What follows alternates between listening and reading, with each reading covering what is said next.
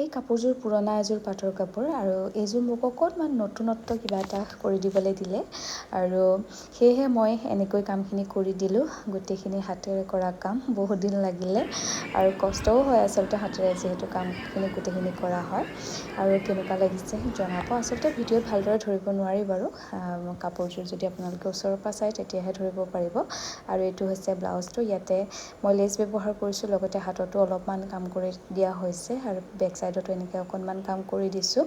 অকণমান নতুন দেখাবৰ কাৰণে এইখিনি কৰি দিয়া হ'ল আৰু বাকী এখন মেখেলাখনতো এয়া ওপৰলৈকে কাম কৰি দিয়া হৈছে। আপোনালোকে ধৰিব পাৰিছে নাই নাজানো বাৰু, ভিডিঅ'টোত ভালদৰে আহিছে নাই।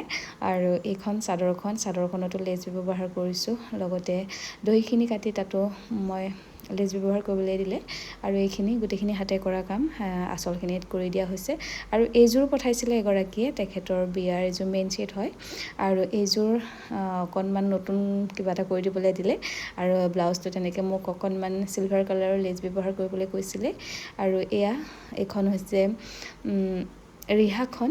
যিহেতু আগতে এই কাপোৰযোৰত দহি কৰি থোৱা নাথাকে, সেইবাবে দহি কৰা নাছিলে বাৰু আৰু মোক এতিয়া লেচ ব্যৱহাৰ কৰিবলৈ কৈছিলে আৰু মই ধুনীয়াকৈ গোটেইখিনি লগাই দিছোঁ। ছাইডতো লগাই দিছোঁ। তেখেতে এটা ফটোশ্বুট কৰাব বুলি আৰু তেখেতে পিন্ধিবৰ কাৰণেও এনেকৈ নতুন কৰি লৈছে। আৰু কাপোৰযোৰ কেনেকুৱা লাগিছে আপোনালোকে জনাব। আজিলৈ ইমানেই, ধন্যবাদ।